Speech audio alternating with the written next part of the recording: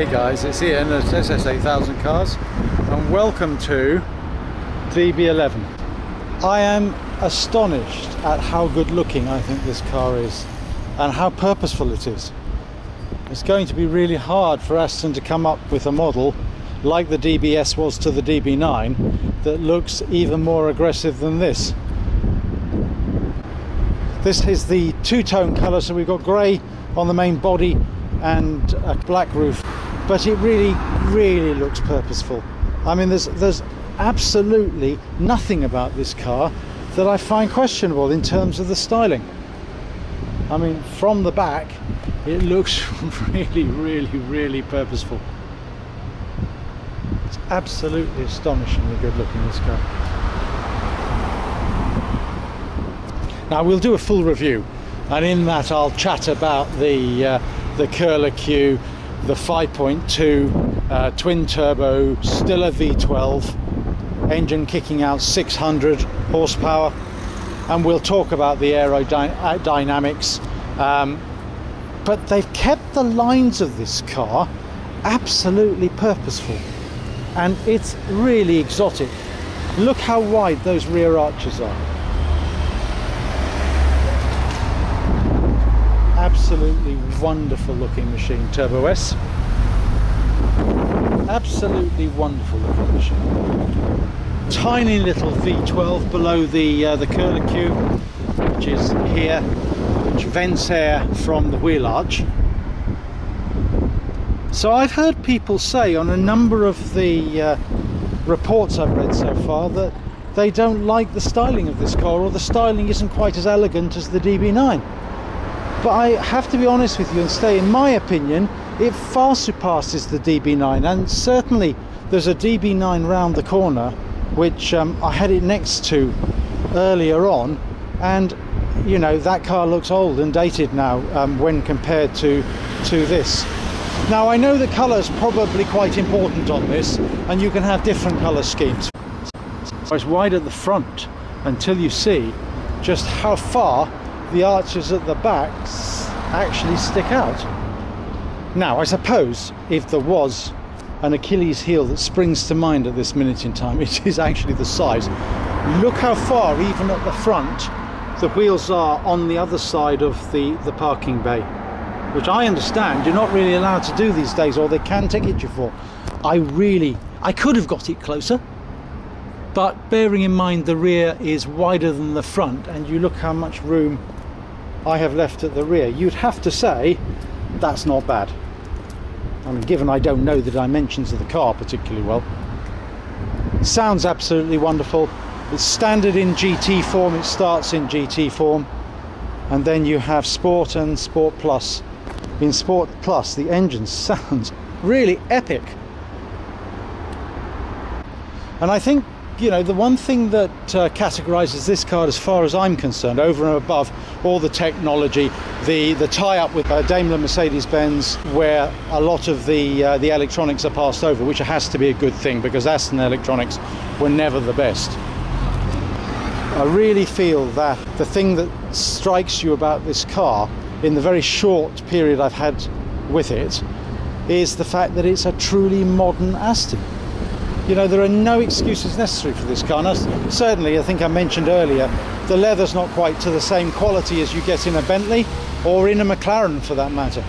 But the looks, for a GT Tourer, just take in those looks. We chat about the one-piece aluminium front to the car, which is the engine bay cover, and even down to, I mean, I just love the grills in the centre of the bonnet and the strakes at the side. I just think it is totally stunning.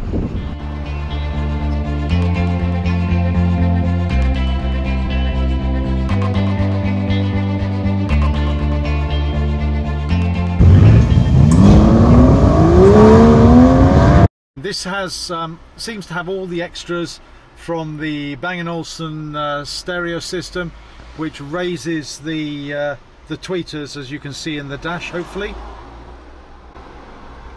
Very focused driving environment, but as you can see, in essence, there's a lot of Mercedes sourced parts in this car, from the sat nav, which is set at the top of the center binnacle, to all the touch sensitive buttons here, which are on the center console.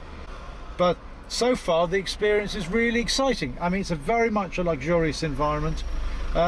This has the basic leather rather than the upgraded leather, and it's not quite as luxurious as the smooth soft finish leather that you quite often get in cars as standard. Clearly it's an upgrade option on the DB11, and it has the black piano wood trim, which I do rather like. I've seen in a number of the launch DB11s the exposed carbon fibre, which actually looks nearer to plastic than carbon fibre. One thing I will show you very quickly is I'm not sure you get anybody in those rear seats, but we shall experiment with that just a bit later. Nice to have the capability of a bit of extra storage room in the rear as well, of course. And it's got a decent sized boot, which we'll also chat you through later. Alcantara roof lining, lovely quality. Okay guys, we'll catch you on the way back to Surrey. Welcome back to DB11. I'm really enjoying this. The first thing I would say is the suspension is really terrific.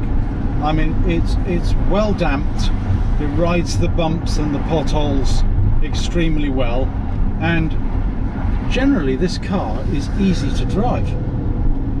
But then I guess it's meant to be. This is a Gran Turismo in the strictest sense of the word.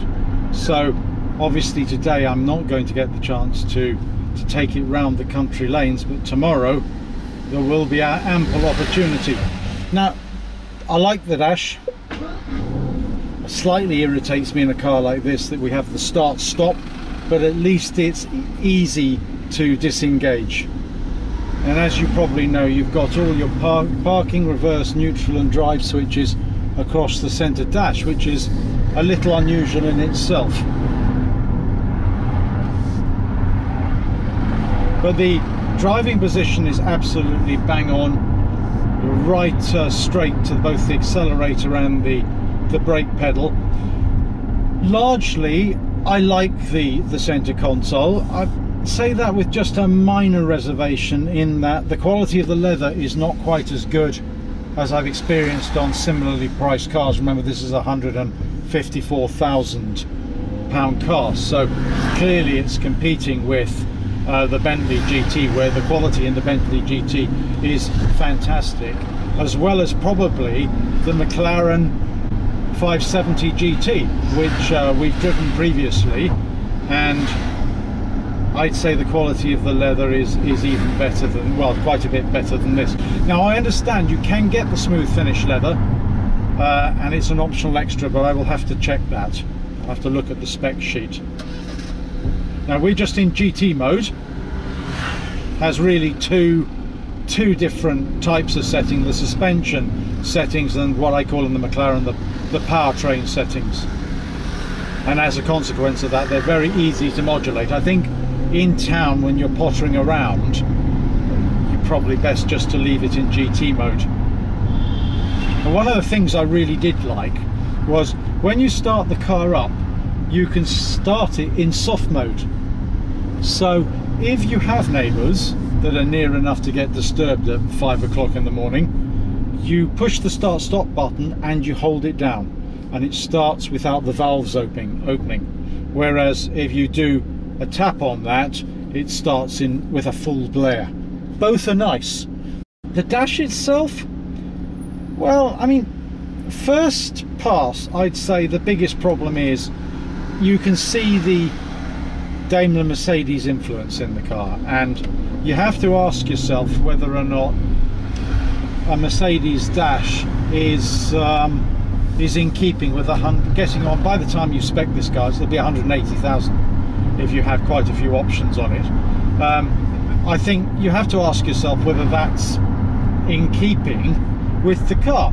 But personally, from my side, I really want a car that works, and you know, doesn't work now, but works when it's done 60,000 miles in 5 years' time. You always thought that the Astons of old, there would be a question mark over that.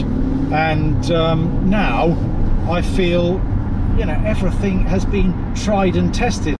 One of the things that when we tested the GTS Mercedes recently, so the AMG Coupe, one of the things I didn't like was that this touch controller, which is sort of sits almost above the center console element in front of the glove box here, it actually was over the controls for the for your parking and your reverse and neutral and your drive, so the transmission controls.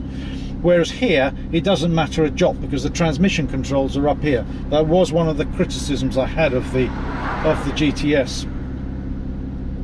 I mean, the GTS and this car are doing the same thing really. Now what I will say is they've upped the game from an engine perspective in the DB11. We've now got downsized the V12 from a cubic capacity slightly, so we've gone from 6 litres to 5.2, but we have the addition of a twin turbo, and on top of that we also have the V12 still, which I think is a good decision by Aston. I have heard it said, and it makes eminent sense, that when the Vantage is introduced, which is due this year, he says, it will have the AMG V8.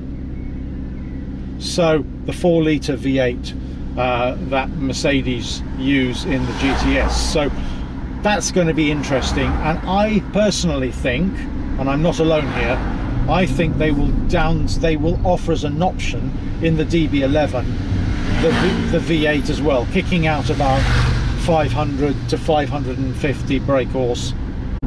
Now the other thing you get when you go into Sport Plus, especially in this car, is just a fantastic exhaust and engine note. And there's nothing synthetic about it. It's not powered through the speakers. It's what you get out of the exhausts and from under the front bonnet. Really, really, really lovely. I mean, even in GT mode, it's really got a lovely burble. Really enjoy it.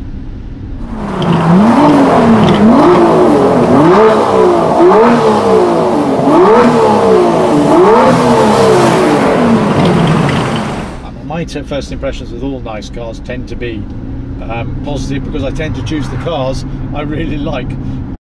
I hope you enjoyed this. It's just a small introduction to DB11, and wow, this is going to be exciting over the next few days. Alright guys, as always, Ian from SS8000 Cars signing off. Hope you enjoyed it.